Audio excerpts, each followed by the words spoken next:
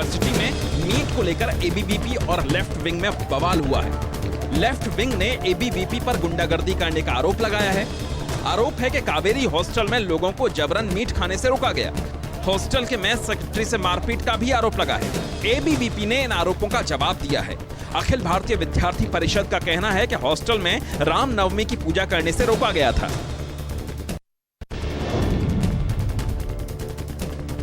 BSP supremo Mayawati ने राहुल गांधी पर पलटवार किया है। मायावती ने कहा कि अपना घर संभाल नहीं पा रहे हैं, हम पर कटाक्ष कर रहे हैं। उन्होंने कहा कि राहुल के बयान में रत्ती भर भी सच्चाई नहीं है और इसीलिए उन्होंने जवाब नहीं दिया। मायावती आगे बोली कि कांग्रेस का हाल अभी खिसियानी बिल्ली खंबा नोचे जैसा है।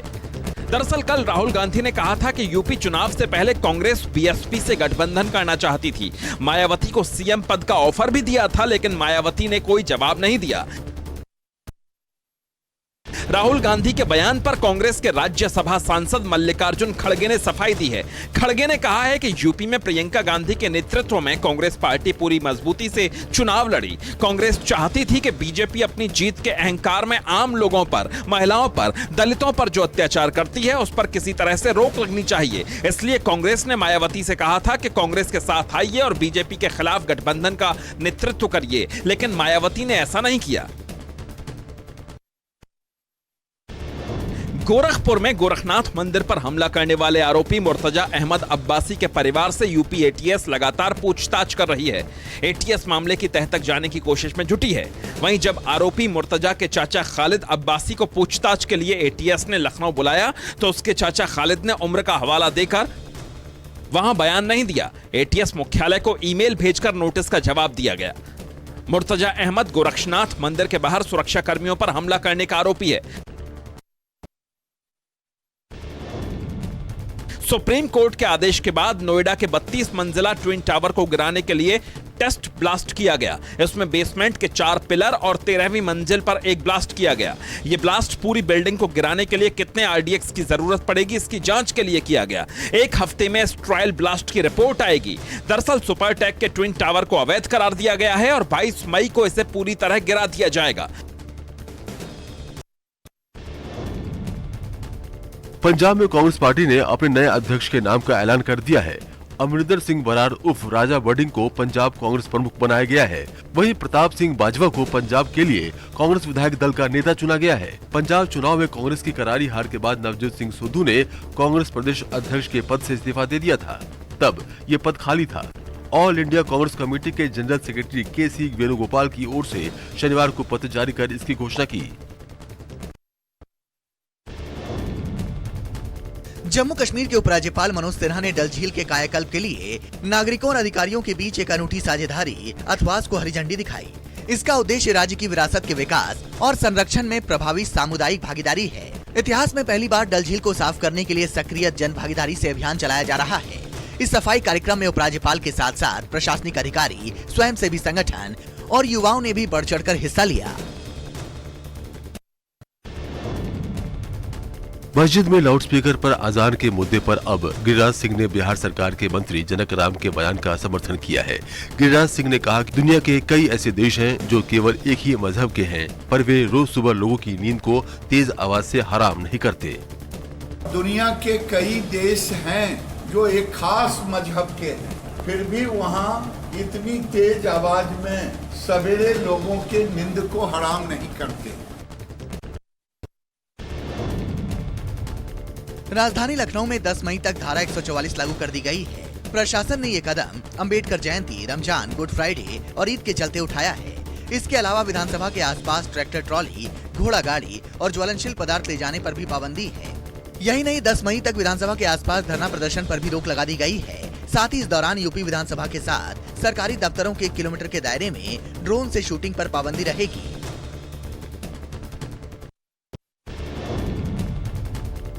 दिल्ली में एक बार फिर से कोरोना ने दस्तक देनी शुरू कर दी है। पिछले 24 घंटे में दिल्ली में कोरोना के 160 नए मामले सामने आए हैं। इस दौरान करीब 128 लोग कोरोना से ठीक भी होकर घर चले गए।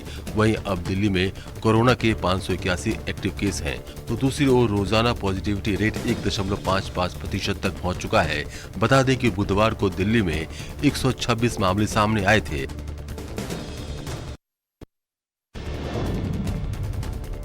केरल में भी कोरोना ने अपने पैर फैलाने शुरू कर दिए हैं।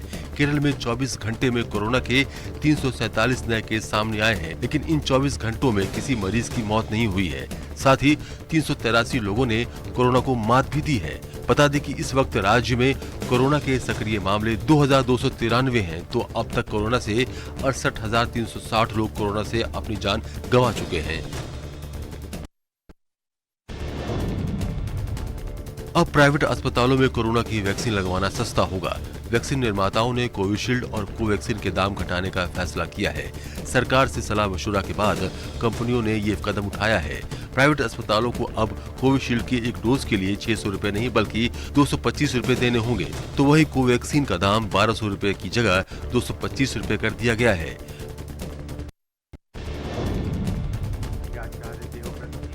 अहमदाबाद में नेशनल जुडिशियल कॉन्फ्रेंस का आयोजन किया गया, जहां राष्ट्रपति रामनाथ कोविंद ने कहा कि कुछ अड़चनों के कारण न्यायपालिका में मध्यस्थता की अवधारणा को अभी व्यापक रूप से स्वीकार नहीं किया गया है। इस नेशनल जुडिशियल कॉन्फ्रेंस में गुजरात के सीएम भूपेंद्र पटेल और मुख्य न्यायाधीश एन.वी. रमना भी उपस्थित रहे।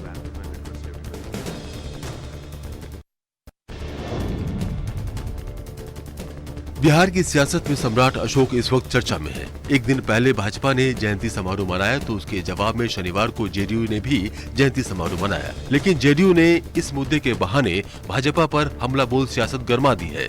जेडीयू के राष्ट्रीय अध्यक्ष राजीव रंजन उर्फ ललन सिंह ने कहा कि आज बिहार में नीतीश कुमार जी अशोक सम्राट की याद में कई चीजें की हैं, छुट्टी घोषित की।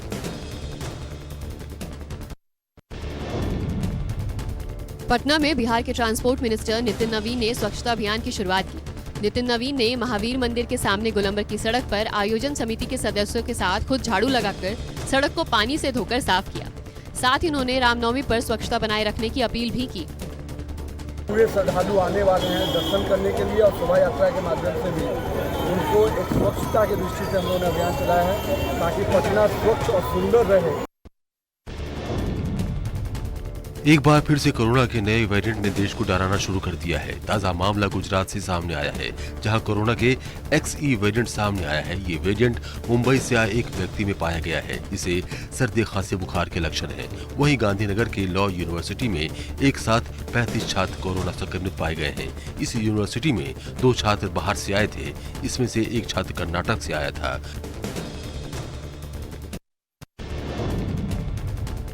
असम के दीमा हसाओ से पुलिस ने 5 युवक को ड्रग्स की खेप के साथ गिरफ्तार किया है। बताया जा रहा है कि ये लोग शहर के अलग अलग हिस्सों में ड्रग्स सप्लाई करते थे। पुलिस फिलहाल मामला दर्ज कर जांच में जुट गई है। सस्पेक्टेड हीरोइन जो है हम लोग को मिला है, तो total quantity is about 80 grams. तो अभी उनका क्या सप्लाई चेन है, कहाँ से लेके आ रहे हैं, we are looking into that and हम लोग फर्दर ऑपरेशंस उसके बेसिस पे कैरी आउट करेंगे। बिहार की राजधानी पटना में एक कैदी पुलिस को झांसा देकर फरार हो गया। इस कैदी को हरियाणा से गिरफ्तार किया गया था। बताया जा रहा है कि फरार कैदी को पुलिस कानूनी प्रक्रिया के तहत PMCH जांच कराने के लिए लाई थी। पुलिस इस कैदी की रजिस्ट्रेशन करा ही रही थी कि तभी ये कैदी पुलिस को चकमा देकर मौके से भाग निकला। पुलिस कैदी की तलाश में जुट गई है। इस मामले को लेकर एक प्राथमिकी दर्ज कराई गई है। फरार आरोपी की तलाश के लिए कुछ जगहों पर छापेमारी भी की जा रही है।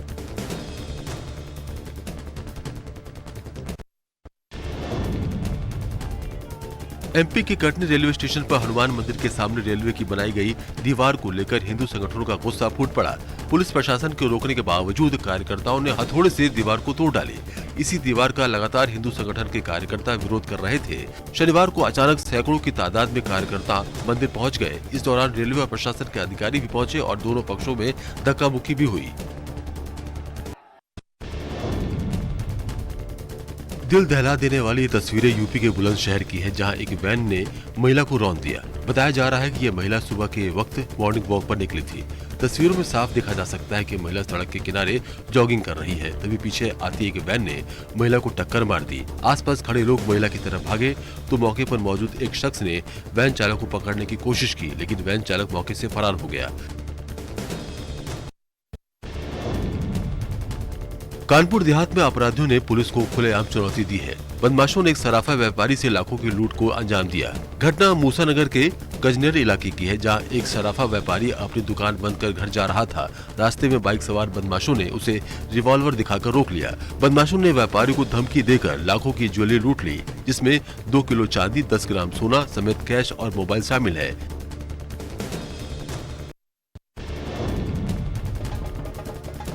महात्मा गांधी को गाली देने वाले कालीचरण महाराज के सुर अभी भी नहीं बदले हैं। जेल से छूटने के बाद भी उज्जैन पहुंचे कालीचरण महाराज ने कहा कि अभी भी वो अपने बयान पर कायम हैं। जिस व्यक्ति ने छत्रपति शिवाजी महाराज को, गुरु गोविंद सिंह जी महाराज को, राणा प्रताप जी महाराज को पथ भ्रष्ट कहा, उस व्यक्ति से मैं नफरत करता हूं और मेरे विचार जो थे वो सोचे समझे बोले गए हैं। यूपी के कानपुर देहात जिले में पावर हाउस में भीषण आग लग गई। मूसानगर के बिजली विभाग के सब स्टेशन में अचानक आग लग गई। आग से सब स्टेशन में मौजूद सबसे बड़ा ट्रांसफार्मर तबाह हो गया। आग लगने के बाद कर्मचारियों में हड़कंप मच गया। कर्मचारियों ने किसी तरह से आग बुझाने की कोशिश की, लेकिन नाकाम हो गए। आखिरकार दमकल की गाड़ियों ने आग पर काबू पाया। घटना के कारणों का अभी खुलासा नहीं हो पाया है, लेकिन आग से काफी नुकसान की खबर है। बिहार के हाजीपुर से हत्या का खौफनाक वीडियो सामने आया है, जहां दबंगों ने एक शख्स को गाड़ी से घसीटकर मौत के घाट उतार दिया। जहां एक वॉलंटियर को दबंगों ने तब तक घसीटा जब तक वो मर नहीं गया। हत्या की ये वारदात वहां लगे सीसीटीवी कैमरे में कैद हो गई। वहीं पुलिस ने आरोपी की जिप्सी को तो बरामद कर लिया, लेकिन दबंग फरार होने में कामयाब हो गए। कंधा में गमछा लगा तो उसे पकड़ कर खींच दिए, जिप्सी स्टार्ट करके उसमें खींच दिए, जिसके कारण से गंभीर रूप से जख्मी हो गए। उसमें उनका इलाज के लिए ले जाने के क्रम में मृत्यु हो गई है। समझ बिहार के रोहतास में बालू लदी गाड़ियों से अवैध वसूली का एक वीडियो सोशल मीडिया पर तेजी से वायरल हो रहा है।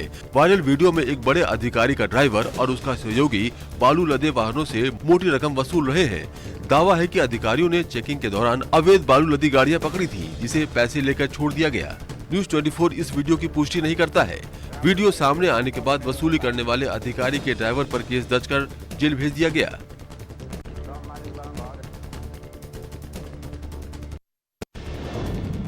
पाकिस्तान में नई सरकार के लिए विपक्ष ने शहबाज शरीफ को संयुक्त उम्मीदवार बनाया है, यानी शहबाज पाकिस्तान के प्रधानमंत्री पद के उम्मीदवार हैं। शहबाज ने अपना नामांकन दाखिल कर दिया है। वहीं इमरान की पार्टी पीटीआई की तरफ से शाह महमूद कुरैशी पीएम पद के उम्मीदवार बनाए गए हैं। शाह महमूद कुरैशी ने भी अपना नामांकन दाखिल किया है। कुरैशी और शरीफ का नामांकन मंजूर भी कर लिया गया। कल पाकिस्तान की संसद में नए प्रधानमंत्री के लिए वोटिंग होगी।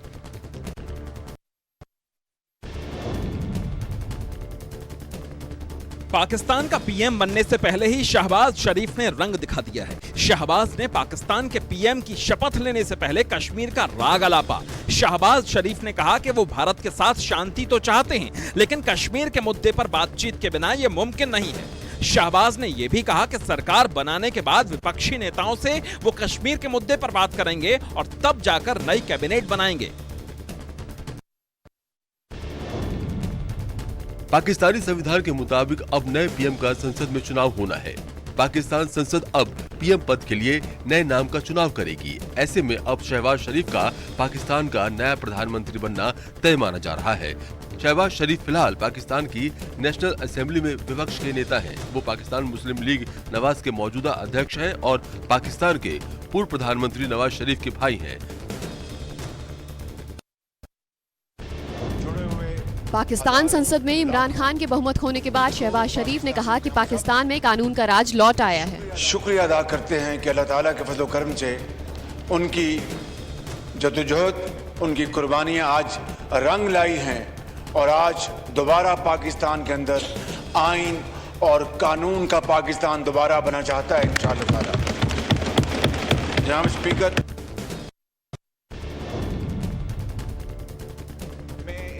पाकिस्तान पीपल्स पार्टी के नेता बिलावल भुट्टो ने कहा कि पुराना पाकिस्तान सबको मुबारक हो। गैर जमहूरी बोझ ये मुल्क 3 साल से उठा रहा था। आज 10 अप्रैल 2022, वेलकम बैक टू पुराना पाकिस्तान।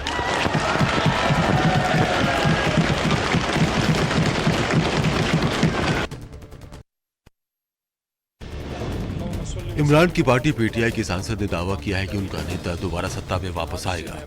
और मुझे इस बात पे फख्र और खुशी है कि मैं जिस आदमी के साथ खड़ा हूं, जिसका नाम इमरान खान है, उसने हुकूमत कुर्बान की है लेकिन उसने गुलामी कबूल नहीं की। इंशाल्लाह इस कुर्सी पे इमरान खान साहब फिर आएगा, अवाम की ताकत से आएगा, 2/3 से आएगा, बर्दाश्त करें। अविश्वास प्रस्ताव पास होने के बाद पीएमएल नवाज के नेता शहबाज शरीफ ने कहा कि हम बिना वजह किसी को भी जेल नहीं भिजवाएंगे, लेकिन कानून अपना काम करेगा। इधर पाकिस्तान पीपुल्स पार्टी के नेता बिलावल भुट्टो ने कहा कि 1973 का संविधान 10 अप्रैल को पास हुआ। बेनजीर भुट्टो 10 अप्रैल को लाहौर आई। आज 10 अप्रैल है और आज हमने एक शख्स को घर वापस भेज दिया।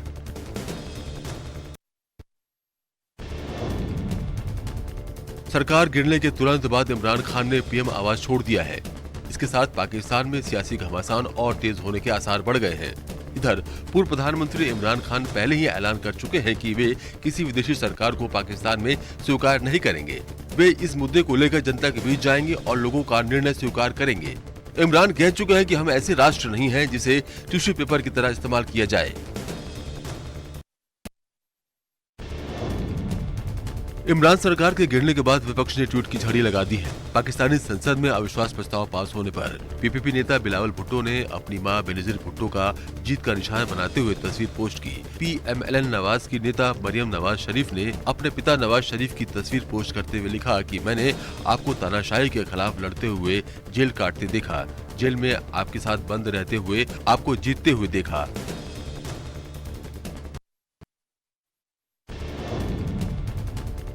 पाकिस्तान में एक तरफ जहां सियासी संकट छाया हुआ है तो वहीं दूसरी तरफ मिसाइलों की टेस्टिंग भी हो रही है। पाकिस्तान की सेना ने शनिवार को सतह से सतह पर मार करने वाली मध्यम दूरी की बैलिस्टिक मिसाइल शाहीन 3 का सफल परीक्षण किया।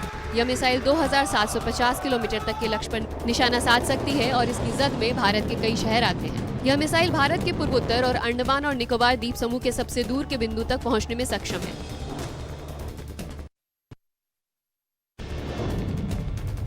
एक जोरदार धमाका और धमाके के साथ उड़ता बख्तरबंद ट्रक। तस्वीरें यूक्रेनी रक्षा मंत्रालय ने जारी की है, जिसमें दावा किया गया है कि यूक्रेनी सेना ने रूसी टैंकों और बख्तरबंद ट्रकों को निशाना बनाया। तस्वीरों में साफ देखा जा सकता है कि कैसे यूक्रेनी सेना के हमले में रूस का ये ट्रक तबाह हो गया। यूक्रेनी सेना का दावा है कि अब तक उन्होंने रूस के 1000 से भी ज्यादा बख्तरबंद गाड़ियों को तबाह कर दिया है।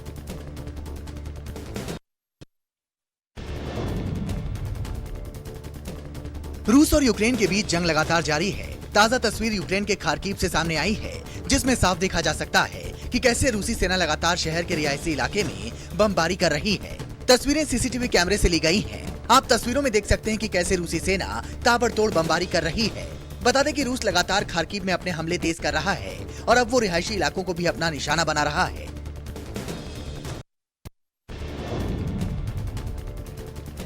यूक्रेन के साथ हर कदम साथ होने का संदेश देने के लिए कीव पहुंचे ब्रिटिश प्रधानमंत्री बोरिस जॉनसन आम लोगों से मिलने सड़कों पर निकल गए। जेलेंस्की बोरिस जॉनसन की बैठक के बाद ब्रिटेन ने यूक्रेन को सैन्य हथियारों की आपूर्ति और बढ़ा दी है।